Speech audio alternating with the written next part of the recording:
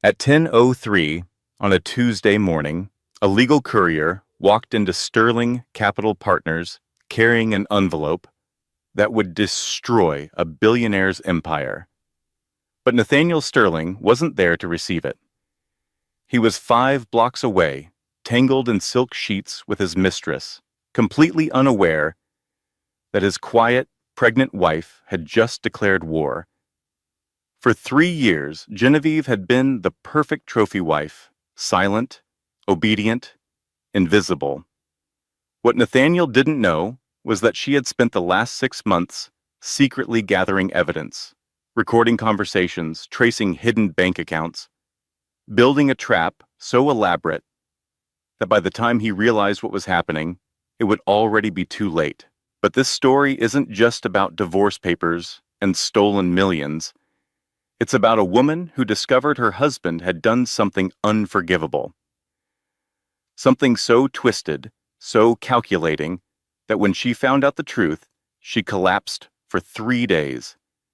He didn't just cheat on her. He didn't just plan to take her baby. He violated her body in a way she never imagined possible.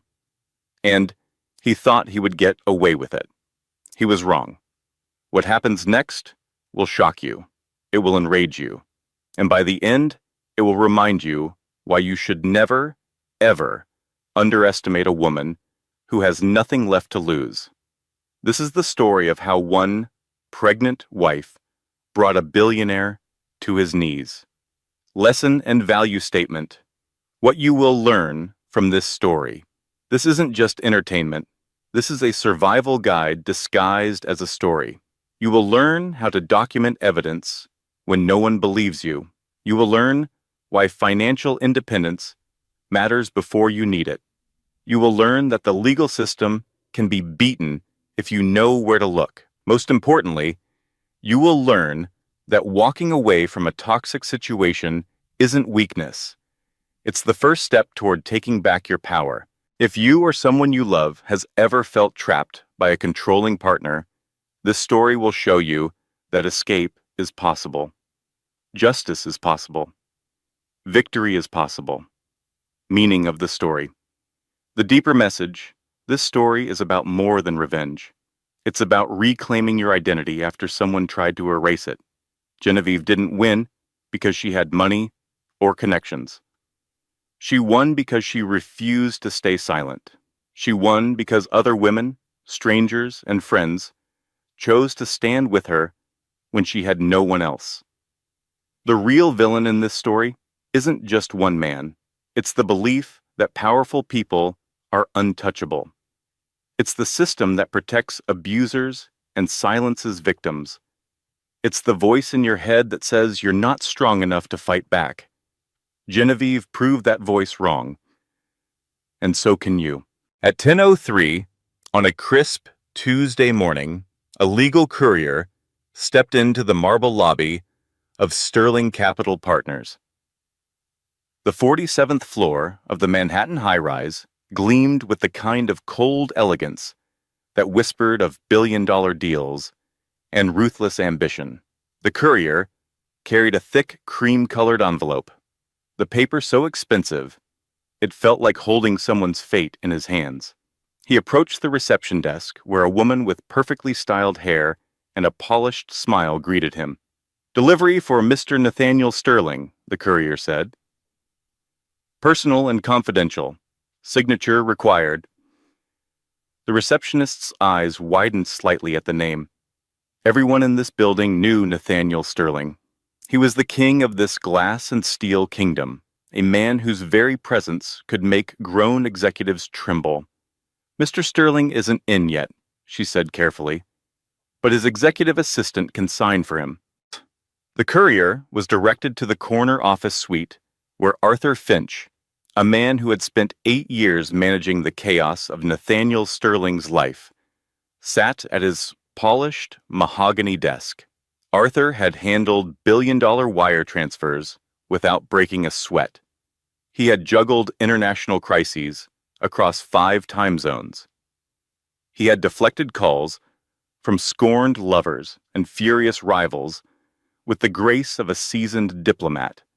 Nothing, he believed, could surprise him anymore. He signed for the envelope and watched the courier leave. The package felt heavy in his hands, significant somehow. Protocol required him to vet all incoming correspondence. He slid his finger under the flap and pulled out the contents. The stack of papers was an inch thick. The top page bore a heading that made Arthur's blood run cold.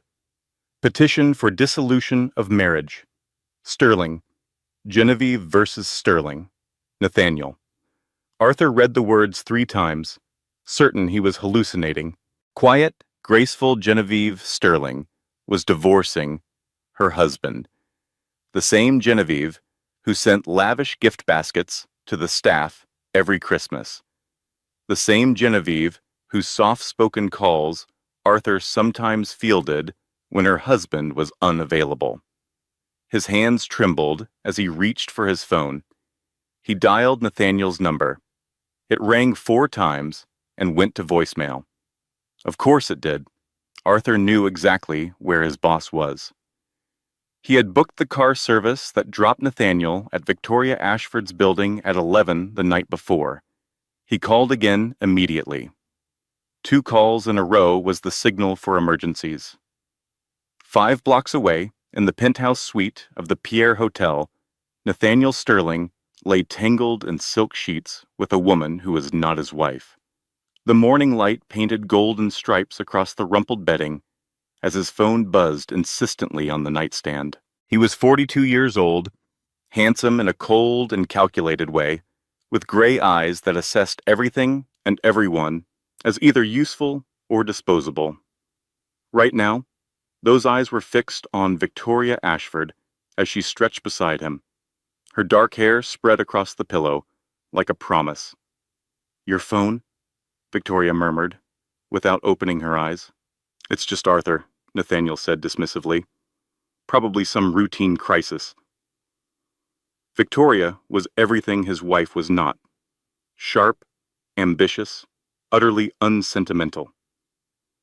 Their affair wasn't about love. It was about combustion, a thrilling game of shared ambition and calculated risk. With Victoria, Nathaniel felt seen not as a husband, but as the predator he was in the boardroom. The phone stopped buzzing, then started again. Nathaniel sighed and reached for it. "Arthur, this better be important." "Sir?" Arthur's voice was strained in a way Nathaniel had never heard before. "Someone just delivered a package. Personal and confidential. It's from a law firm, Hayes and Crawford. And sir, it was sent by your wife, Genevieve." Nathaniel sat up slightly, more annoyed than concerned. "What is it? Some charity foundation proposal?" "No, sir." Arthur's voice dropped to barely a whisper. "I've seen the heading. It's a petition." "A petition for what?" The silence on the line stretched for 3 heartbeats. "A petition for dissolution of marriage, sir. Your wife is divorcing you." For a long moment, Nathaniel couldn't process the words. Divorce. It was a concept for other people, for failed men, not for him, not for Nathaniel Sterling, the man who controlled everything. "That's impossible," he said flatly. She wouldn't dare, but even as he spoke, a cold knot began to tighten in his stomach. He thought of Genevieve, 8 months pregnant with his heir, moving silently through their penthouse like a beautiful ghost. He had always assumed she was content, grateful even for the life he provided. "There's more, sir," Arthur continued. "The petition includes a request for full custody of the child. And, sir, the filing mentions evidence of infidelity." Victoria was watching him now, her hazel eyes sharp with curiosity. "What's wrong?" Nathaniel didn't answer. His mind was racing, calculating, searching for the flaw in this unexpected equation. Genevieve had signed a prenuptial agreement. She would get a modest payout and nothing more. She had no leverage, no power, no cards to play, unless she did. "Get my lawyer on the phone," Nathaniel barked into the receiver. "Richard Grant, conference us in immediately." He ended the call and swung his legs over the side of the bed, his perfect morning shattered. "My wife is divorcing me," he said to Victoria. The words tasting like ash, Victoria raised an eyebrow. She took a slow sip of water from the glass on her nightstand, her expression more curious than concerned. "The quiet ones," she said thoughtfully. "They're always the ones you have to watch." What Nathaniel didn't know, what he couldn't possibly have imagined, was that his quiet, pregnant wife had spent the last 6 months building the most elaborate trap of his life, and he had just walked directly into it. 3 months earlier, Genevieve Hartwell Sterling stood at the floor-to-ceiling windows of her Upper East Side penthouse, watching the Manhattan skyline glitter like a galaxy of indifferent stars. She was 34 years old, 8 months pregnant, and more alone than she had ever been in her life. She placed a hand on her belly, where her daughter kicked gently. "We're almost free, baby girl," she whispered. But 3 months ago, freedom had seemed impossible. 3 months ago, she had been exactly what her husband wanted her to be: beautiful, silent, and completely under his control. Genevieve had not always been this woman. 3 years earlier, she had been a rising star in the art world, a curator at the Whitney Museum whose keen eye and passionate advocacy for emerging artists had earned her respect and admiration. She had been vibrant, confident, surrounded by friends who loved her sharp wit and generous spirit. Then Nathaniel Sterling had walked into her gallery, opening, and everything had changed. He had pursued her with relentless, all-consuming passion. 200 roses delivered to her office, a third date in Paris, grand gestures that swept her off her feet and silenced the warnings of friends who thought he was moving too fast. "He's intense," her sister Claire had said. "Be careful, Jen." But Genevieve hadn't wanted to be careful. She had wanted to be loved, and Nathaniel's intensity had felt like devotion. The proposal came after 6 months, a 10-carat diamond that caught the light like frozen fire, and then the prenuptial agreement slid across a conference table by his lawyers. "Just a formality, darling," Nathaniel had assured her, "to protect us both." She had signed it without truly reading it. She had trusted him. After the wedding, the changes began so gradually she almost didn't notice. Small suggestions became firm expectations. Her job was gently nudged aside, deemed a charming hobby, in the face of his monumental responsibilities. Her friends were subtly vetted and dismissed as not being on their level.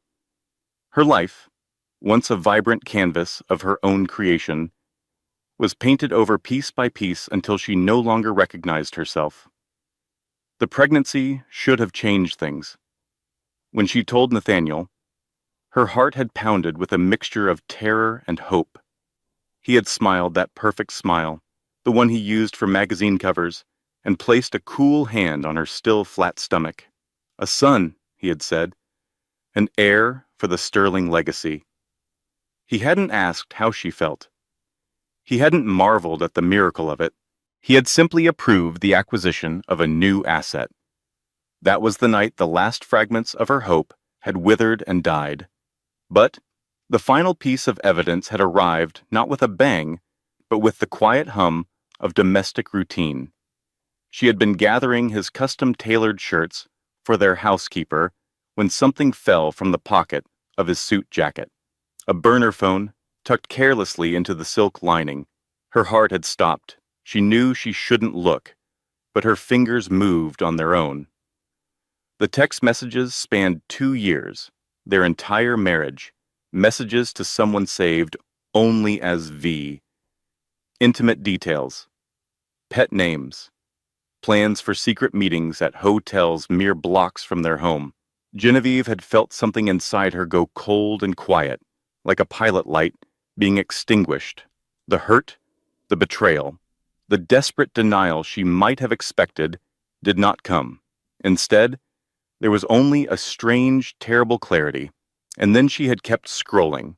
and found something worse, a separate thread. Business discussions between Nathaniel and V about the future. Once the baby is born and she's served her purpose, I'll find a reason to divorce her. The prenup guarantees she gets nothing substantial. Then you and I can stop hiding. What about the baby? I'll get full custody. What judge gives a child to an unemployed woman with no career and no support system? I've made sure of that. Genevieve's hand had moved instinctively to her belly. Her daughter had kicked, as if in response to her mother's sudden terror. He wasn't just cheating, he was planning to take her baby. Most women would have confronted him, screamed, cried, demanded answers. Genevieve did something far more dangerous. She started planning. That night, she called the one person Nathaniel had never managed to completely push away. Her older sister Claire, 42, a no-nonsense emergency room nurse in Boston, who had never liked Nathaniel and had never been afraid to say so. "I need help," Genevieve said, her voice steady despite the trembling in her hands. "I can't explain over the phone. Can you come?" Claire arrived the next day. Genevieve showed her everything: the burner phone, the messages, the plans to steal her child. Claire's reaction was immediate and fierce. "That bastard. I'm going to kill him." "No," Genevieve said. "You're going to help me destroy him legally. Killing him would be too quick." For the first time in months, Genevieve felt something other than despair. She felt the first sparks of a fire she had thought was extinguished forever. She was not going to be a victim. She was going to fight. Claire connected Genevieve with Margaret Crawford, a divorce attorney whose reputation in Manhattan legal circles was legendary. They called her the Closer because she didn't just win cases, she annihilated opponents. Maggie's office was deliberately unglamorous, all fluorescent lights and bad coffee. She wanted her clients to know she spent money on winning, not decorating. She was 58 years old, with steel gray hair and eyes that missed nothing. "The prenup is airtight," Maggie said after reviewing the documents. "I've seen Richard Grant's work before. He doesn't make mistakes." What if the prenup was based on fraud? Genevieve slid a folder across the desk. Inside were documents she had found hidden in Nathaniel's home safe. She had guessed the combination on her third try, his mother's birthday. Narcissists, she had learned, were depressingly predictable. The documents revealed an offshore trust in the Cayman Islands, established 2 years before their marriage. Initial investment of $500,000. Current value, according to the financial statements, approximately $94 million. This asset had never been disclosed during their prenuptial negotiations. Maggie's eyes widened as she reviewed the papers. A slow smile spread across her face. "Miss Sterling," she said, "this isn't just leverage. This is a nuclear weapon. His failure to disclose an asset of this magnitude constitutes fraud. It invalidates the entire prenup. We're not fighting for scraps anymore. We're fighting for half of everything." For the next 3 months, Genevieve lived a double life. By day, she was the perfect pregnant wife. She smiled at Nathaniel's business dinners, laughed at his jokes, never questioned his late nights or sudden business trips. "You seem different lately," Nathaniel observed one morning over breakfast. "Happier." "I'm just excited about the baby," she lied smoothly. By night, she was a spy in her own home. She photographed every financial document she could access. She recorded conversations, knowing that New York was a one-party consent state. She built a meticulous timeline of his affair with the mysterious V. She transferred small amounts from their joint account to a hidden account she had opened under her maiden name, never enough to notice. Through careful investigation, she discovered that V was Victoria Ashford, 31, a senior associate at a rival investment firm. But that wasn't the shocking part. Victoria was the daughter of William Ashford, CEO of Ashford Capital, Nathaniel's biggest competitor and someone he had been trying to destroy for years. The affair wasn't just infidelity. It was corporate espionage, wrapped in silk sheets.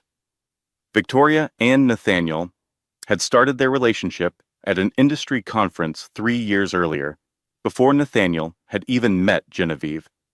The realization hit her like a physical blow. She had never been his great love. She had been his cover story, a respectable wife to hide behind while he played dangerous games with his rival's daughter. "So let me get this straight," Claire said one evening as they reviewed the evidence together. "He's cheating on you with his business rival's daughter, while simultaneously trying to destroy her father's company, while she's feeding him insider information, while you're pregnant with his baby, while he's planning to divorce you and take custody?" "Yes." Claire shook her head in disbelief. "This man's scheduling skills are honestly impressive. Evil, but impressive."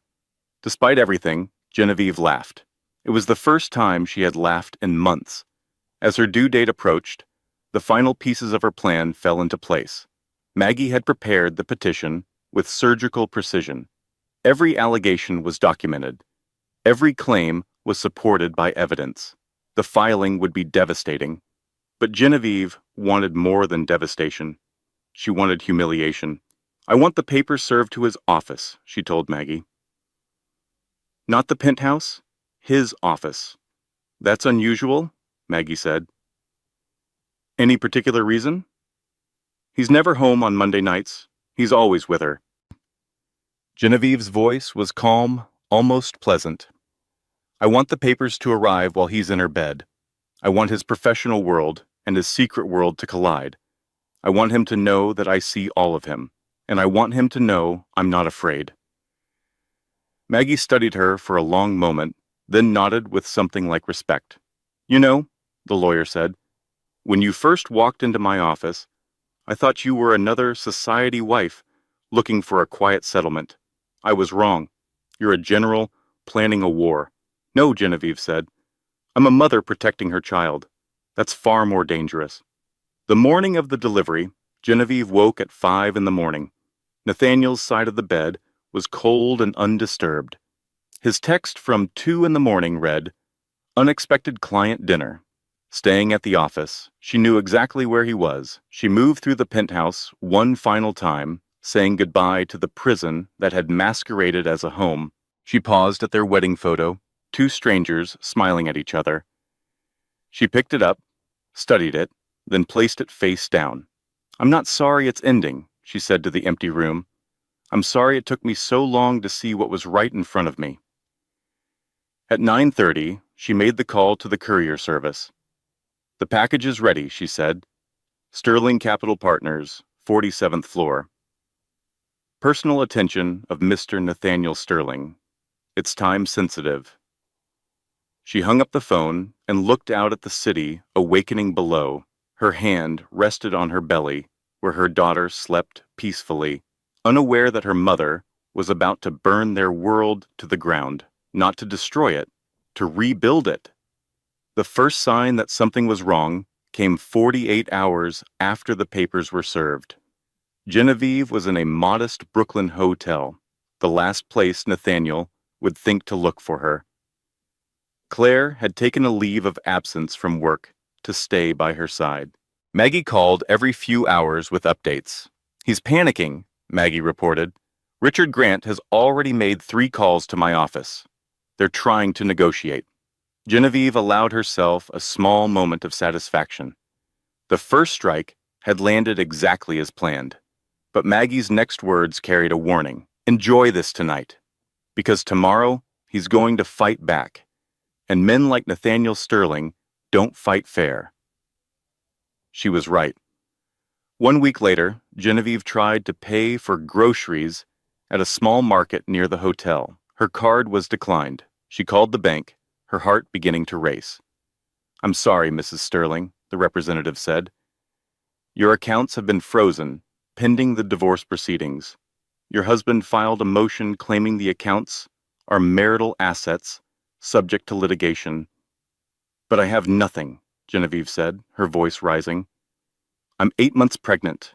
I have $43 in cash." I'm very sorry, ma'am. There's nothing I can do. She hung up and called Maggie. It's legal, the lawyer confirmed. Aggressive, but legal. He's trying to starve you out. Force you to settle on his terms. What do I do? We fight it. But these motions take time. In the meantime, do you have anywhere to go? That afternoon, the hotel manager knocked on her door. Mrs. Sterling, I'm very sorry, but there's been a problem with your reservation. We need the room for another guest. Genevieve understood immediately. Nathaniel owned a stake in this hotel chain. He had found her. Come to Boston, Claire urged over the phone.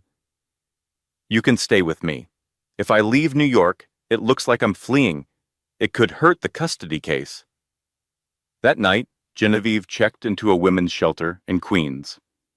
The shelter was a world away from the marble and silk of her former life. The rooms were small and spare. The beds were narrow. The women who filled them carried stories of survival that made Genevieve's own struggles feel almost small. She sat on her assigned bed, still wearing designer clothes that now seemed obscene, and tried not to cry. A woman in the bed across from her looked up from the book she was reading. Rosa Martinez was 45 years old, with kind eyes and a voice roughened by years of hardship. First time?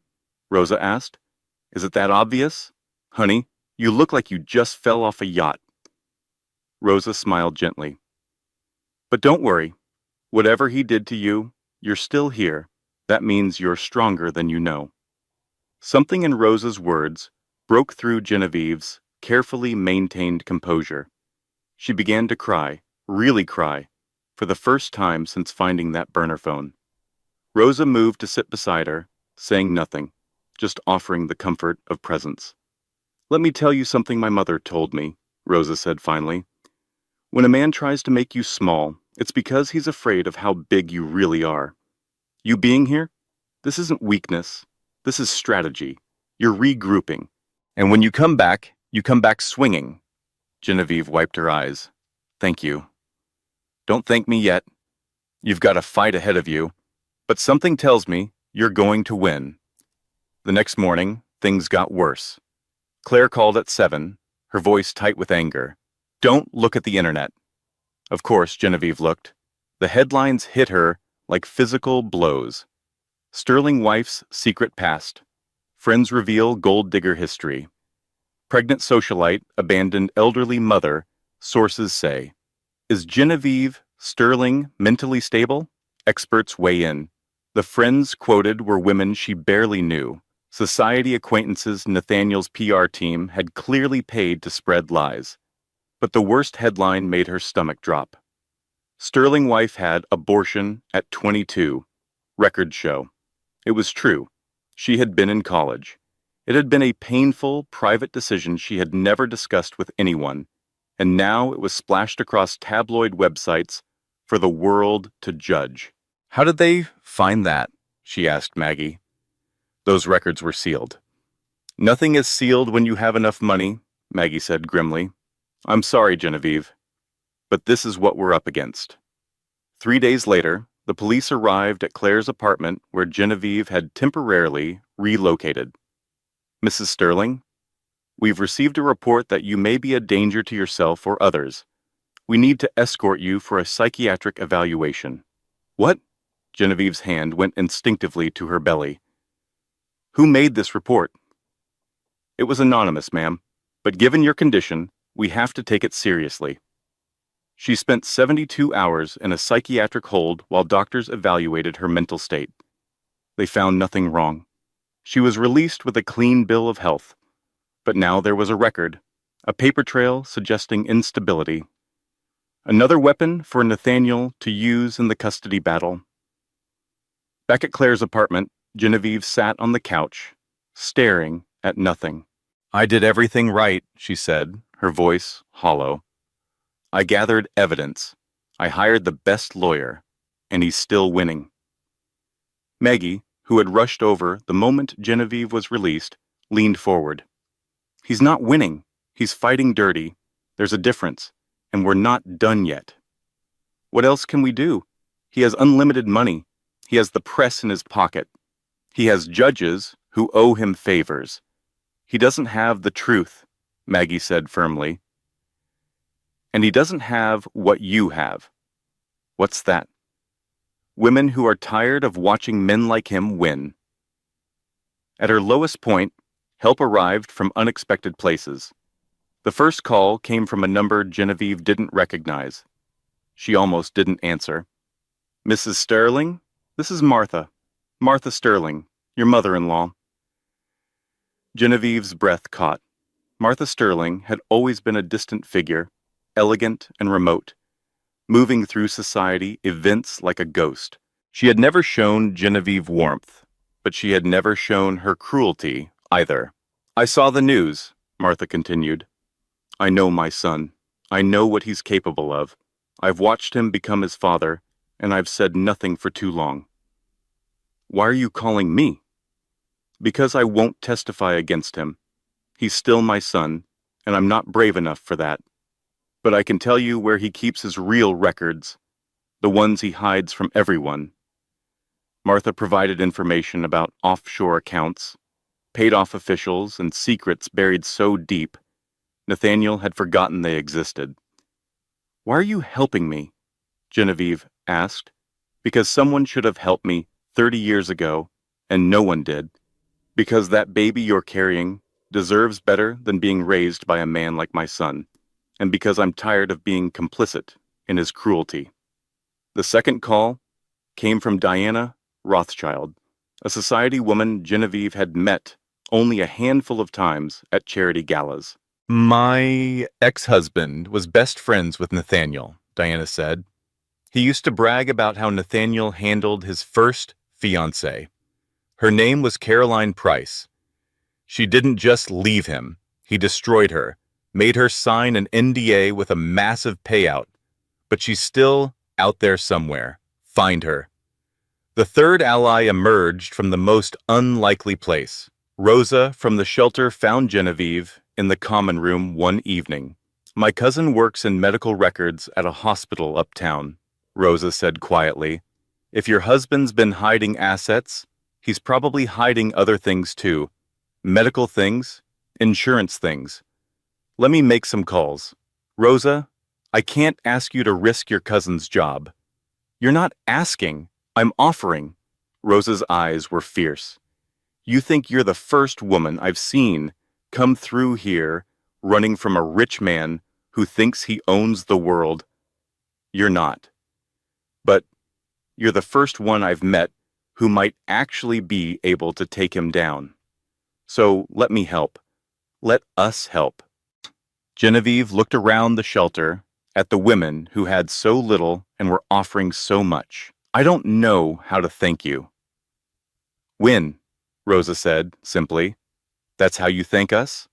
Win. 2 weeks later, Genevieve sat in Caroline Price's living room in a small town in Vermont. Caroline had changed her name, changed her appearance, built a quiet life far from the world of Manhattan power and money. I signed an NDA, Caroline said nervously. I could lose everything if I talk. I'm not asking you to testify, Genevieve assured her. I just need to know what happened. I need to know what I'm dealing with. Caroline's story unfolded slowly, painfully. She had been engaged to Nathaniel 12 years earlier. When she discovered he was cheating, she tried to leave. He responded by destroying her career as a journalist, getting her blacklisted from every major publication. He turned her family against her with carefully constructed lies. He threatened to release intimate photos. She took the settlement and disappeared. He's not just a cheater, Caroline said, her hands trembling around her coffee cup. He's a predator. He picks women, isolates them, and when they try to leave, he destroys them. You're not his wife, Genevieve. You're his prey. I'm beginning to understand that. Caroline hesitated, then spoke again. There's something else. Something I've never told anyone. What? When I was with him, I got pregnant. I was so happy. I thought it would change things. What happened? He found out, and the next week, I had a fall down the stairs at his apartment. Caroline's voice broke. I lost the baby. The doctors couldn't prove anything, but I know what he did. Genevieve felt sick. Her hand moved to her own belly, where her daughter turned and kicked. You have to be careful, Caroline said urgently. He'll do anything to win. Anything. Rosa's cousin came through with information that changed everything. Hidden Nathaniel's medical insurance records were 3 years of therapy bills, weekly sessions with a psychiatrist who specialized in narcissistic personality disorder and impulse control. This was notable because Nathaniel had publicly bragged about never seeing a therapist.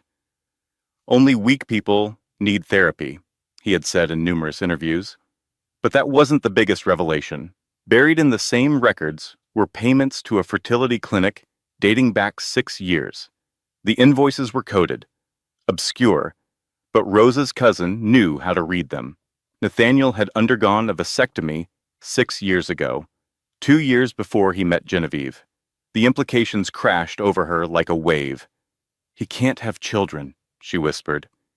If he can't have children, Maggie said slowly, then whose baby are you carrying? But I've never been with anyone else. Only him. That's not possible. Unless someone else was involved. Maggie's voice was gentle but urgent. Genevieve, think carefully. Any medical procedures you don't remember clearly? Anything that seemed strange? Genevieve went pale as the memory surfaced. 8 months ago, he insisted I see his private doctor, said I was anemic, needed a vitamin infusion. I was tired, so I didn't question it. The doctor gave me something, and I slept for hours afterward. I thought it was just the vitamins. I need the name of that doctor. Now. Within a week, they had the truth. The vitamin infusion had been an IVF procedure. Nathaniel had arranged to have Genevieve artificially inseminated without her knowledge or consent. The donor was a 6'2" investment banker with an Ivy League education and no family history of illness. Nathaniel had essentially designed an heir while ensuring the child had no genetic connection to him that could complicate his divorce plan. He had used her body without her consent. He had made her a vessel for his ambitions. Genevieve collapsed when she learned the truth. For 3 days, she couldn't function. This is assault, Claire said furiously. This is worse than assault. We can have him arrested. We could try, Maggie said carefully. But criminal cases take years. His lawyers would delay until the child is grown. We nail him in family court first. This evidence proves he's unfit. No judge will give him custody now. From her bed, Genevieve spoke, her voice empty. It doesn't matter. I loved this baby because I thought she was part of both of us. Part of me, but she's not. She's part of his plan. She's evidence. Claire sat beside her sister and took her hand. No, she's your daughter. She's been inside you for 8 months. She knows your voice. She kicks when you laugh. She's yours, Jen. Only yours. And no man gets to take that away. For a long moment, Genevieve was silent. Then something shifted in her eyes. The despair receded, replaced by something harder and brighter. He wanted an heir, she said quietly. He's going to get nothing. Armed with the devastating new evidence, Genevieve and Maggie went on the offensive. They filed an emergency custody petition based on evidence of non-consensual medical procedures, the hidden vasectomy proving intent to deceive, a documented pattern of coercive control, and testimony from Caroline Price, who had agreed to break her NDA. A sympathetic journalist at the New York Times published an expose titled "The Sterling Deception: How One Woman Uncovered Her Husband's Elaborate Fertility Fraud." Public opinion swung violently in Genevieve's favor. The hashtag Justice for Genevieve trended across social media. Women who had never met her shared her story, adding their own experiences of controlling men and stolen autonomy. Victoria Ashford's name was leaked to the press. Her father, William Ashford, was furious, both at the public embarrassment and at learning his daughter had been feeding insider information to his competitor for years. Victoria was fired from her firm. Nathaniel's calls to her went unanswered. His world began to crumble. The board of directors at Sterling Capital called an emergency meeting. Major clients pulled their accounts. His own mother publicly distanced herself from him. Then came the settlement offer. Richard Grant called Maggie with terms that seemed too good to be true. $200 million in cash. The Manhattan penthouse.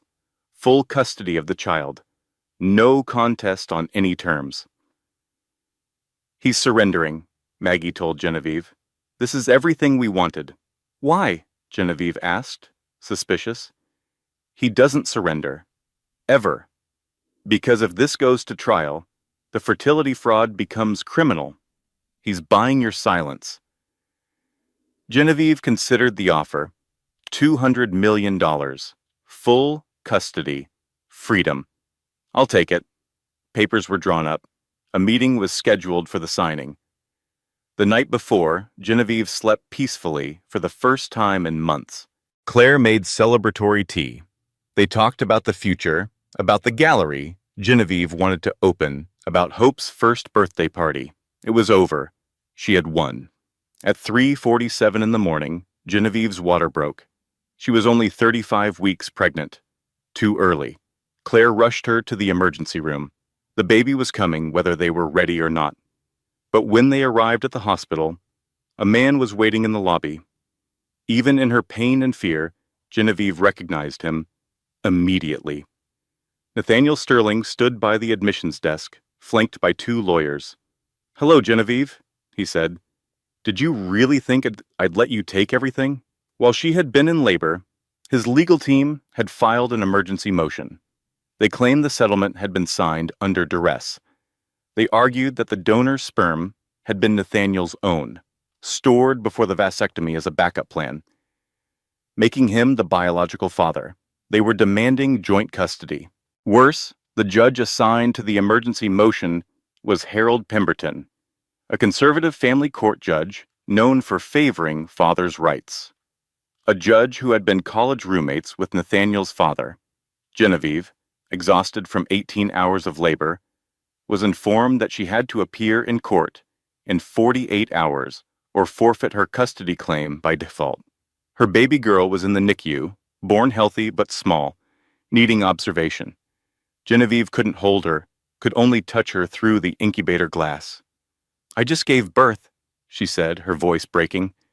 "My daughter is in intensive care, and I have to go to court?" "If you don't," Maggie said gently, "you lose everything. He planned this, Genevieve. He knew when you were due. He timed it perfectly." In the hospital chapel at 4 in the morning, Genevieve broke. "I can't do this," she whispered to Claire. "He wins everything. He always wins. Maybe I should just let him have her. At least she'd have a home, money, a future." Claire's response was fierce. "Don't you dare. Don't you dare let him win. That man violated you. He used you, and now he's trying to steal your daughter. You're not giving up. You're going to walk into that courtroom, and you're going to fight. With what? He owns the judge. With the truth, and with something he doesn't have." "What's that?" Claire took her sister's hand. "Us." The war room was the hospital cafeteria at 6 in the morning. Genevieve, still in a wheelchair and barely recovered from childbirth, sat at a corner table surrounded by the women who had become her army. Claire was there, exhausted but determined. Maggie had arrived at 5 with files and coffee. Rosa had come straight from her night shift at the shelter, refusing to miss this moment. And Martha Sterling, Nathaniel's own mother, sat with her hands folded, finally ready to do more than whisper secrets. I've kept quiet my whole life, Martha said. I watched my husband ruin people. I watched my son become him. No more. She handed over a folder thick with documents. Everything I know. Every offshore account. Every paid official. Every skeleton in the Sterling family closet. Maggie reviewed the contents with growing amazement.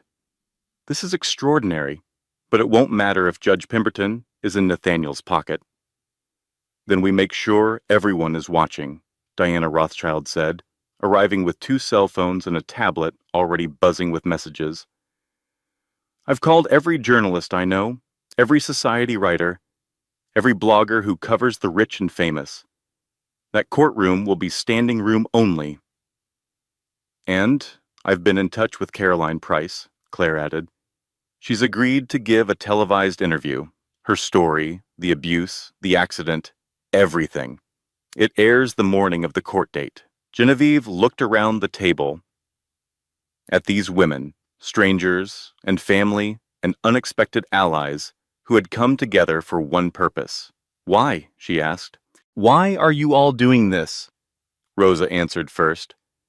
Because you being here, this isn't about you anymore. You're fighting for every woman who ever loved a man, who thought he owned her. You win, and we all win a little. Martha nodded. Because my son needs to learn that actions have consequences. I failed to teach him that. Consider this my penance. Diana smiled grimly. Because men like Nathaniel think they're untouchable. Proving them wrong is my favorite hobby. Maggie gathered the documents and stood. All right, ladies. We have 48 hours to prepare for the fight of our lives. Let's get to work. The day of the hearing, the courthouse was surrounded by news vans and cameras. The hashtag Justice for Genevieve was projected on screens across the country. Caroline Price's interview had aired that morning, her tearful account of abuse and loss reaching millions of viewers. Inside the courtroom, every seat was filled. Journalists, society figures, women's rights advocates, and ordinary people who had followed the story all waited to see what would happen. Nathaniel entered with his legal team, 5 lawyers in expensive suits. He looked confident, polished, untouchable. Genevieve entered in a wheelchair, pushed by Claire. She wore no makeup. Her hair was simple. She looked exhausted and real and human. The contrast was devastating.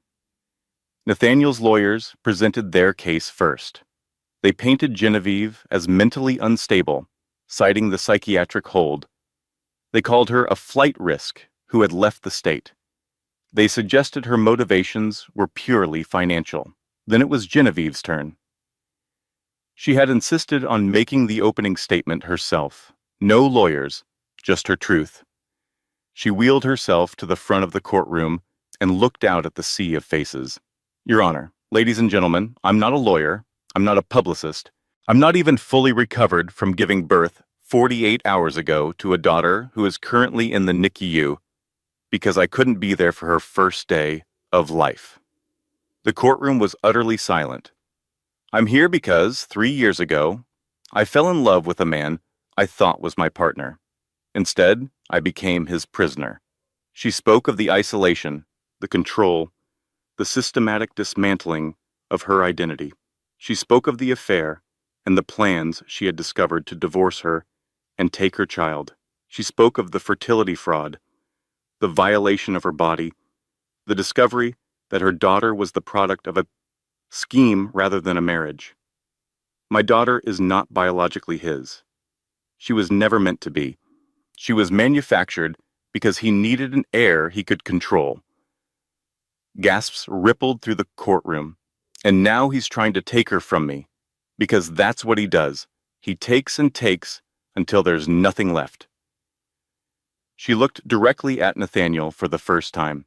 I'm not asking for revenge. I'm asking for the right to raise my daughter in peace. That's all I've ever wanted. Her voice dropped to barely a whisper. You wanted an heir, you got a fighter, and I'm done being quiet. Maggie rose from her seat. Your Honor, We call Victoria Ashford to the stand. The courtroom erupted. Nathaniel went pale. Victoria had been subpoenaed. She had no choice but to testify.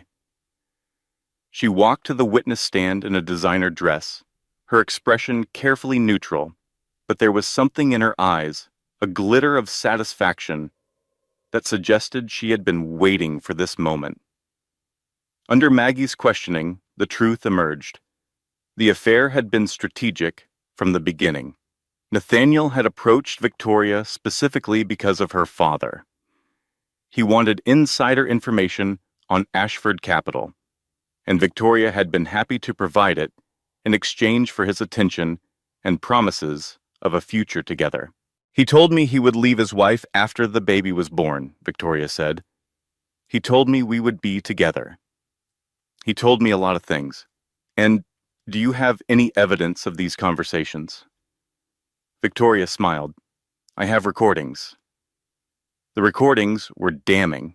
Nathaniel's voice, clear and arrogant, admitting to the fertility fraud, planning the divorce, discussing how he would destroy Genevieve's reputation and take custody of the child, and then the final bombshell. He told me he owned half the judges in family court, Victoria said. He said no woman had ever beaten him, and no woman ever would. She looked at Judge Pemberton. He specifically mentioned you, Your Honor. He said you owed his family too many favors to rule against him. The courtroom exploded.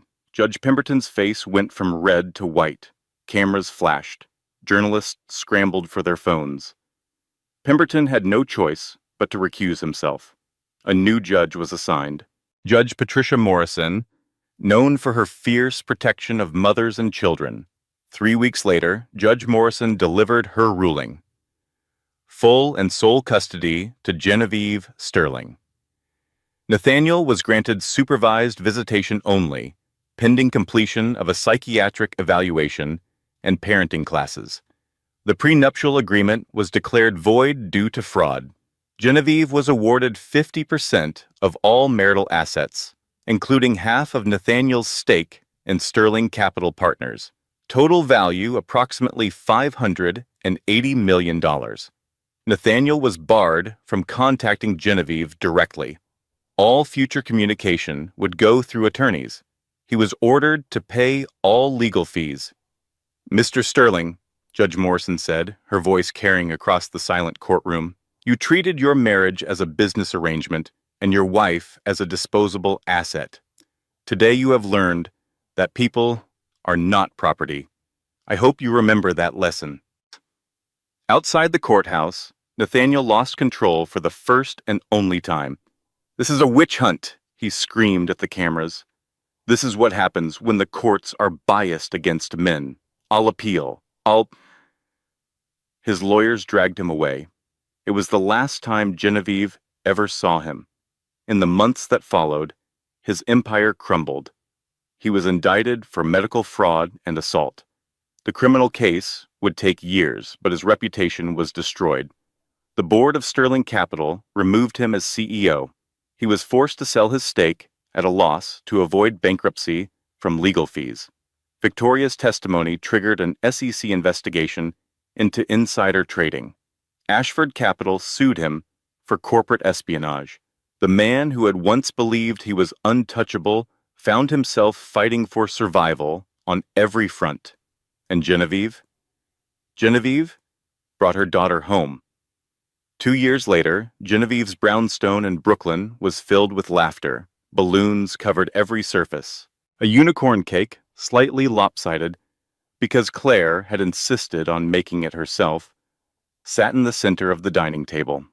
Streamers hung from the ceiling, and the afternoon sun streamed through windows that looked out on a small garden filled with flowers. Hope Sterling Hartwell, 2 years old, toddled through the party on unsteady legs, giggling at everything and everyone. She had her mother's eyes and a smile that could light up any room. The guests had gathered from all the chapters of Genevieve's journey. Claire was there with her husband, watching her niece with undisguised adoration. Rosa Martinez, had brought her family, her youngest grandchild already best friends with Hope. Caroline Price had come down from Vermont, finally healing from wounds that had seemed permanent. Martha Sterling, who had divorced Nathaniel's father and started a foundation for survivors of domestic abuse, sat in a corner armchair, watching her granddaughter with tears in her eyes. Diana Rothschild had arrived with an obscenely large gift basket and stories about her latest society scandal. Even Maggie Crawford was there, though she claimed she never did birthdays. "I'm making an exception," she told Genevieve. "This one matters." Genevieve moved through the party, accepting hugs and congratulations, marveling at how different her life had become. 2 years ago, she had been sleeping in a women's shelter, convinced she had lost everything. She had been pregnant, alone, and certain that the man she had married would destroy her. Now she had a home she had chosen, a daughter who was healthy and happy and loved, a career rebuilding, with a small gallery in Manhattan that showcased emerging women artists, a community of friends who had become family. She had everything that mattered. "Speech," Claire called out, as Hope blew out her candles with enthusiastic assistance. "The birthday mom has to give a speech." Genevieve laughed and shook her head. "I'm not good at speeches." "You gave one hell of a speech in that courtroom," Rosa pointed out. "This should be easy." Genevieve looked around at the faces of the women who had saved her, who had believed in her when she couldn't believe in herself, who had fought beside her when the odds seemed impossible. "Okay," she said. "One speech." She picked up Hope, settling her daughter on her hip. 2 years ago, I was the loneliest person I knew. I had everything money could buy, and nothing that actually mattered. I was married to a man who saw me as a possession, and I had forgotten that I was ever anything else. Hope grabbed a fistful of her mother's hair and gurgled happily. Getting out was the hardest thing I've ever done. There were days I wanted to give up, days I thought he would win because he always won, because men like him always win. She looked at Claire. "But I had a sister who wouldn't let me quit." She looked at Rosa. "And a stranger who became a friend, who reminded me that being somewhere safe isn't weakness, it's strategy." She looked at Martha. "And a mother-in-law who finally chose to break her silence." She looked at all of them, the unlikely army that had formed around her. "I didn't save myself. We saved each other, and that's what I want Hope to learn, that no woman has to fight alone, that there are always other women who will stand with you, even when the whole world seems against you." She kissed her daughter's forehead. "So this party isn't just for Hope. It's for all of us. For surviving, for fighting, for being here, together, on the other side of the storm." "Hear, hear," Diana said, raising her champagne glass. The toast echoed through the brownstone, followed by laughter and the happy chaos of a party in full swing. Later that evening, after the guests had gone and Hope was sleeping in her crib, Genevieve sat alone in her living room. The house was quiet, but it was a good quiet, a peaceful quiet. A small package had arrived during the party. No return address. She opened it now, curious. Inside was a child's silver bracelet, delicate and beautiful, engraved with a single word, Hope, and a note in handwriting she didn't recognize. "You saved yourself. You saved her. You saved women you'll never meet who heard your story and found their courage. Thank you. A stranger who understands." Genevieve held the bracelet in her palm, feeling its slight weight. She thought about all the women out there, still trapped in their own gilded cages. Women who were being told they were crazy when they knew something was wrong. Women who were being isolated from friends and family. Women who were being made small by men who feared their bigness. She wished she could reach through time and space and tell each one of them what she had learned. that the first step is always the hardest, but you have to take it anyway. That documenting everything matters more than you think. That there are always people who will help if you're brave enough to ask. That the quiet ones, the ones who seem beaten down and broken, often turn out to be the strongest of all. Nathaniel Sterling had wanted a legacy. He had wanted buildings with his name on them and an heir to continue his empire. He had gotten none of that. His name was now a cautionary tale. His money had bled away in legal fees. His empire had been parceled out to people who despised him. He was alone in a small apartment somewhere, fighting legal battles he couldn't win, haunted by the consequences of his own cruelty. But Genevieve had gotten something he could never understand. She had gotten a daughter who knew she was loved, a life built on truth rather than lies, a community of women who had become her family. And the knowledge that when she was pushed to the very edge, she hadn't just survived. She had risen. The moonlight streamed through the windows of the brownstone as Genevieve climbed the stairs to check on her sleeping daughter. Hope lay peacefully in her crib, one small hand curled against her cheek, dreaming whatever dreams 2-year-olds dream. Genevieve stood, watching her, for a long moment. "I'm going to tell you this story someday," she whispered. "All of it. The good parts and the terrible parts. How we almost lost everything and how we got it all back." Hope stirred slightly, then settled deeper into sleep. "And I'm going to tell you the most important part, that you were never a scheme or a plan or an acquisition. You were my reason to fight. You were my hope." She touched her daughter's hair gently. "And you always will be." Outside, the city hummed with its eternal energy, millions of stories unfolding behind millions of windows, triumphs and tragedies, beginnings and endings. And somewhere out there, a woman was reading about Genevieve's story, a woman who was trapped in her own impossible situation, a woman who was being told she was crazy, that she was ungrateful, that no one would believe her. That woman was reading about a pregnant wife who sent divorce papers to her millionaire husband's office while he was in bed with his mistress. A woman who was destroyed and rebuilt herself from the ashes. A woman who proved that the quiet ones are sometimes the most dangerous of all. And that woman was starting to wonder.